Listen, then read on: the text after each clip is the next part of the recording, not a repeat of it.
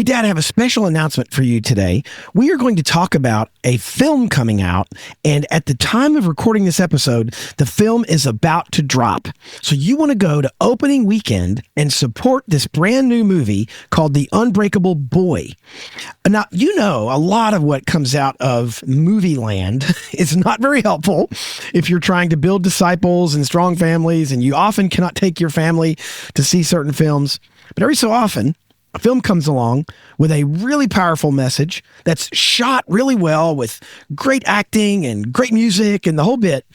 And that is this movie, The Unbreakable Boy.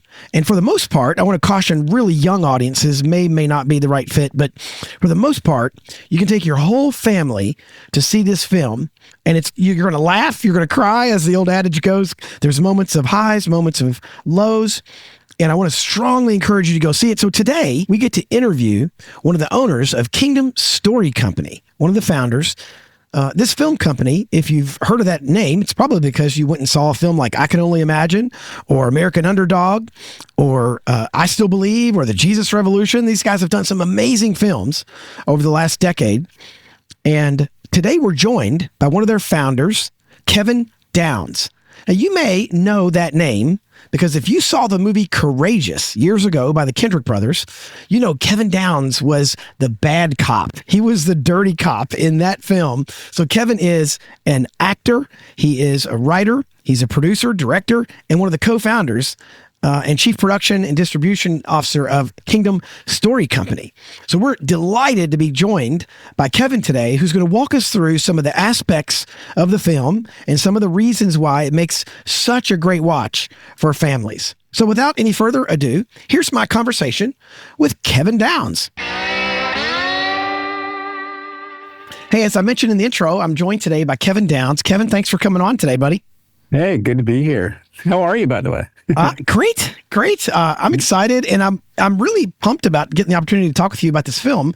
My family and I sat down a few weeks ago and watched it and loved the movie. And I had kids in the room from 10 to 25, so it was a family experience for us.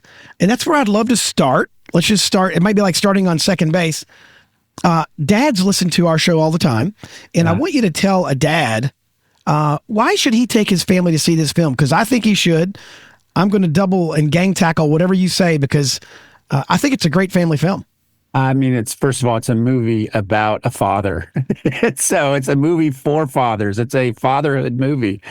It tackles the joy and the trial of fatherhood and of life and of family life. And sometimes things don't always work out the way that we might dream about as we're younger. But yet here's this young boy who has all the odds stacked against him with his brittle bone disease and autism. And yet his perspective on life is such that, through his son, him and his wife are taught the most important thing in life, that how precious and how sweet life is, and that sometimes we go so fast that we need to slow it down and realize, just how important certain things are. Again, my favorite quote of the movie is every day can be the best day ever. And it's so true. If we make mistakes one day, we can wake up the next day and realize that, just get on our knees and realize, Jesus, help me out through this next day. Yeah. And help me to make the best day ever out of this next day. And what can I do to impact other people? Oh, yeah. And you said it. One of the things I loved about the film is that the character played by Zachary Levi, Scott Lorette, is I don't know a better word than the word real. Like, he's not a fake kind of plastic dad, that does everything right. Because there's some moments in the film, no spoiler alerts, but where the dad is not ideal. He does not play his hand perfectly. Tell me about that, because I think a lot of dads wrestle with this intention. They want to be perfect. They want to be flawless, but that's not their experience. That's not how it actually works out. And I think Zachary Levi does a great job of being kind of a real dad. How would you put that?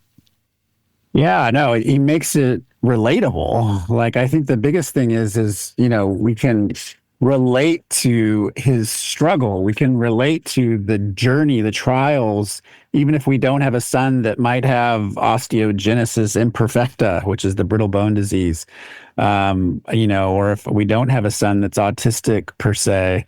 There's nothing is ever just perfect every day as we wake up. I mean, I woke up today, I've got one kid with 102 fever and one kid not wanting to go to school. And then the other one's like, well, if they don't go to school, I don't want to go to school. It's like, every day is going to throw you curveballs. And so what is it that you're going to do in that moment to encourage them? And I encourage them each individually, the one that's got 102 fever, just to hang in there and don't be so down, because he was depressed. He couldn't go to school. And then the other two that, make today the best day ever. I get that the weather's not good outside. I get it. But I believe in you. You're going to make it a great day, my son. So what do you think are some of the barriers to, like, a dad listening? When they watch this film, they're going to see this dad who has a lot of challenges, his kid, his marriage, there's a lot going on. What are some things that dads can do to pivot in their own mind to make each day the best day ever? What are some either hurdles to doing that, or what are some things you've learned? How do you do that at 8 in the morning or 10 in the morning or at lunchtime? Well, first of all, I think it starts with humility. I think being humble in your house, your kids will model you.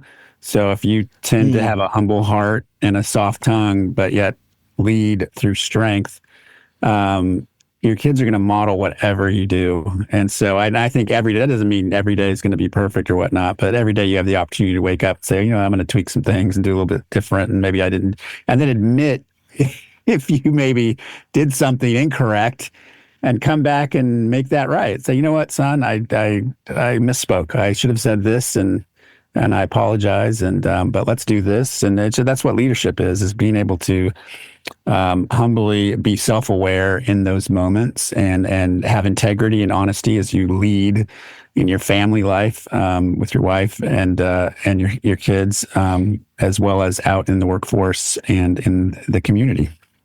Yeah. And what I found fascinating about Zachary Levi's character is almost like what's the right word? Like a tenacity. Like there was a way that he processed life where when he saw a challenge or a problem, he thought, okay, this, I guess, is what's next up on the challenge du jour. Right. We're just going to tackle that. He didn't get under him. He didn't get, tell me about that. And was that true to the original? Because I know this is based on a true story, or was some of that kind of artistic license? Yeah, definitely Scott's challenges were real. He doesn't sugarcoat them in the book. The only thing that we took artistic license was combining some characters, which you oftentimes have to do in a movie. Yeah. These composite characters, because there's just not enough screen time to be able to flesh all of them out. But certainly the struggles that Scott went through were very real. And I won't give any spoilers away. I want people to go see the movie. But it's a movie that will keep your attention all throughout it, because there's so many entry points in the film.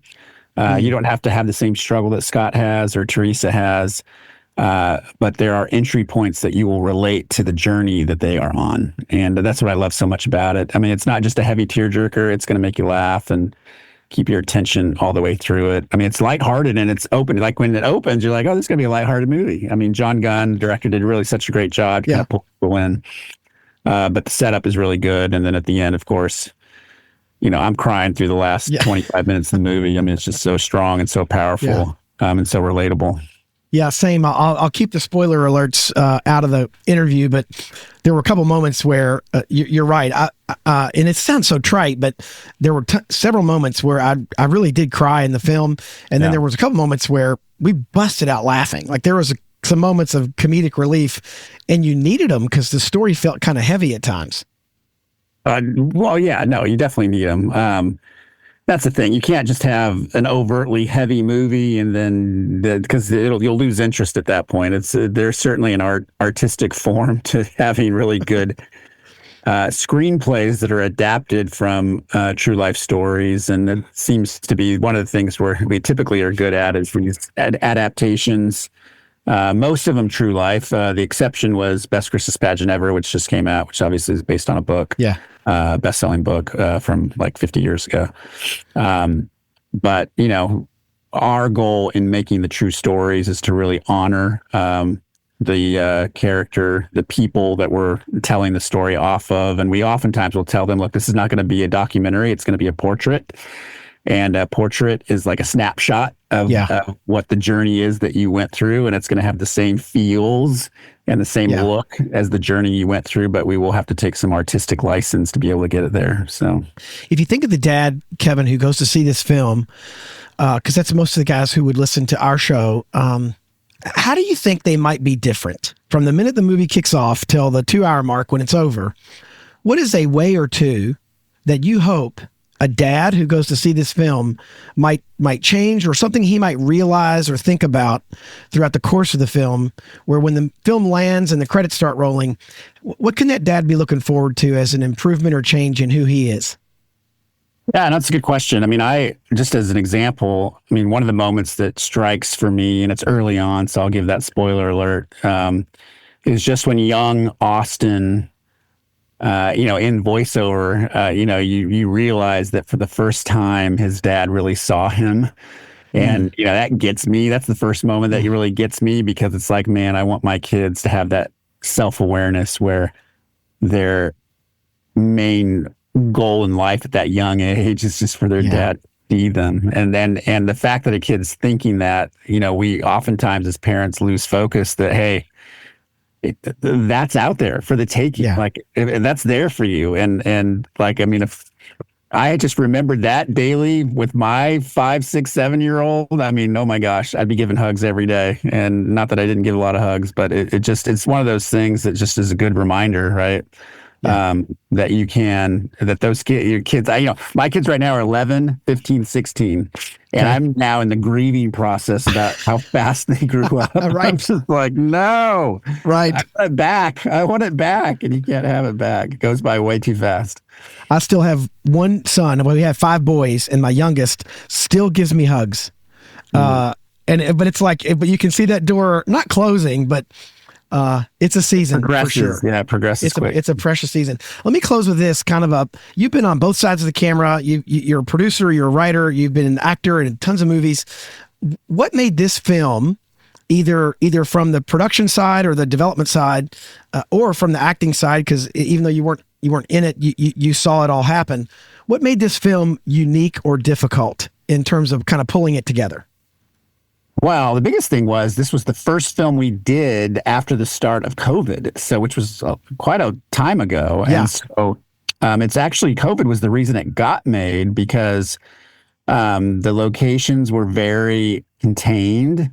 Lionsgate liked the script enough. They realized, if we're going to take a chance on something to just keep things moving, because we don't know how long this shutdown's going to last, this is a good movie to get going with. And so we took a chance. We were the first film actually in that time period. This is early on that actually made it through without a shutdown due to illness or viral outbreak, which was really impressive by our crew to really, be able to just stay focused on the task at hand. So I'm proud of the film. I'm proud of the filmmaking process and just everybody just kind of coming together as a team and sort of grinding it out. And then the film that we made collectively is just one that's really going to touch people's hearts for a very long time.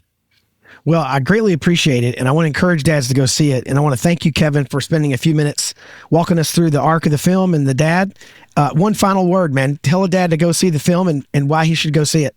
Man, if you got a son especially, but even if you got a daughter, just grab them and go see it. Grab your wife. Good Valentine's Day. Well, Valentine's Day is today.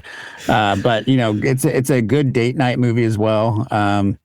With your wife or your husband, and just go check it out while it's there, because you'll have a lot to talk about afterwards. And it's all good. I mean, literally all of it good. So, it's hard. Here's the thing: it's hard to have really great films that are in theaters. Obviously, with Kingdom Story Company, that's our goal is to provide these films that have a rush of hope, that showcase the power of the gospel in true format. And of course, this movie is one of those things from us. And so, get out and support it while it's in theaters. The movie tickets is what allows us to go make more movies. We've got a bunch of movies coming. We're getting ready to start production on the sequel. I can only imagine. But we're only able to make that because everybody out there went and saw the movies that we made previously. And so we've got a lot of good things coming. Well, Kevin, thanks a ton for joining us today on the show, man. Greatly appreciate it. Thank you. Wasn't that a great conversation? Got a bit of an insider look on the film. You got some highlights without getting all the spoilers coming at you. I want to remind you that the film opens at the time of recording just in a few days. Go to the theaters and support this film. That sends a message to Hollywood and to the filmmakers and to the theaters that we want to see more films like this one. So get out there, take your wife, go on a date night, take your kids if they're old enough, go see this film and have a great time, and a lot sometime after for the debrief, because it will lead to some conversations with you and your family. I'd like to thank Kingdom Story Company and Kevin Downs for coming on today. Really appreciate it. Dads, get out there and go see The Unbreakable Boy.